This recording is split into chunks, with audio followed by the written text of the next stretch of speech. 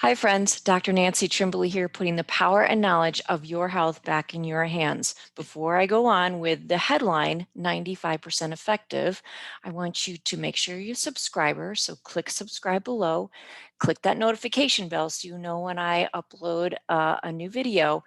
And little stealth here, if all of a sudden I disappear from this platform, please go to locals.com and look for me. So it would be drnancy.locals.com. drnancy.locals.com.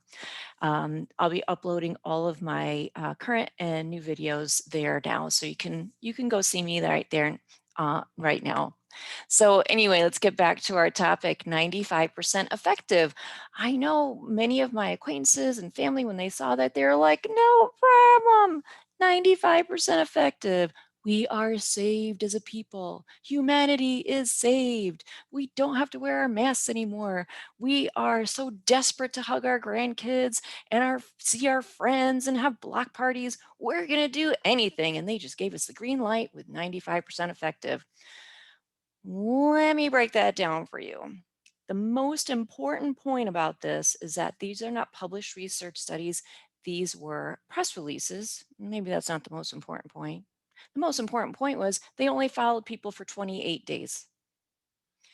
So what happened is that it was all three companies. It was AstraZeneca, it was Pfizer, and it was also Moderna. And I'm going to screen share with you right now so you can see what I'm looking at. And so here we are, we're looking at this, this is a position paper by American Frontline Doctors. And I'll just read through this. You don't have to follow along. If you're interested in getting this paper, be sure you're on my email list. And to get on my email list, you go to drnancy.health. Super simple, drnancy.health. So it was three short trials. They had an equal number of people in both groups for all three trials that either got the vaccine or got the placebo, which is a shot of just salt water, just saline. And there was many tens of thousands in each group. Each pharmaceutical company had many tens of thousands. So this was good. It was a large number. When they reviewed,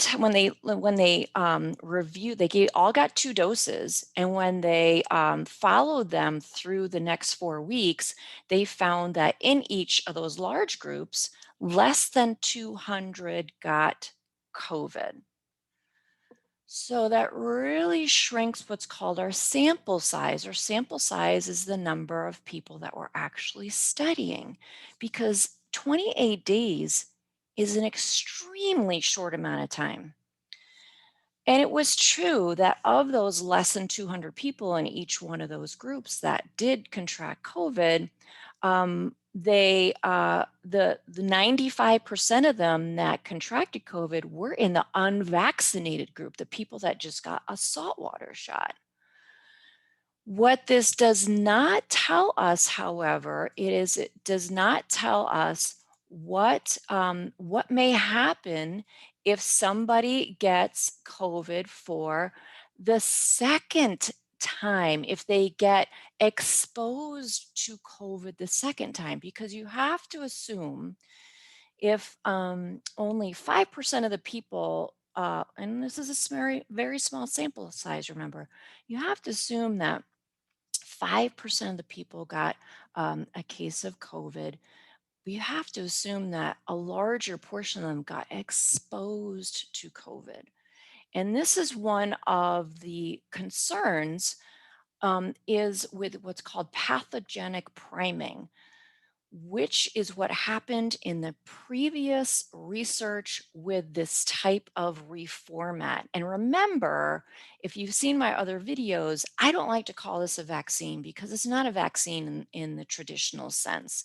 It's a reformat. It is us putting something in our body to tell our body to make something new, to make something, a protein that is not natural. And then on top of that, our immune system then attacks that new thing. Yeah, there's really no question marks there. It can only go well. Anyway, This pathogenic priming, which occurred in the research that's been done for decades and was done on in animal studies, the first time the reformatted animal faced the vaccine, they did well. Their body produced the antibodies to fight it off. But then the second time that the animals faced the virus, they had a hyper reaction. They had an excessive reaction and died of liver failure. If you pay attention to my channel coming up over the next week or two, I'm going to actually present the study that was done with ferrets. And it was a different virus. It was a SARS virus, not a COVID virus, but it was the same mechanism. So I'm going to break down that article for you in the future. So stay tuned.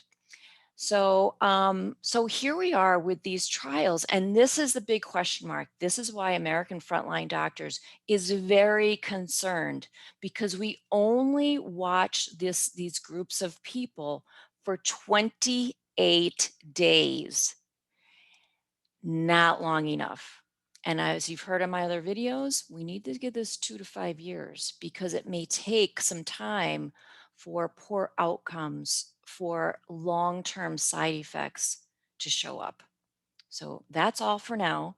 Remember, get on my email list if you want an actual copy of this position paper at drnancy.health. As always, inviting you to take back the power and knowledge of your health so you may get your greatest joy out of life. Bye for now.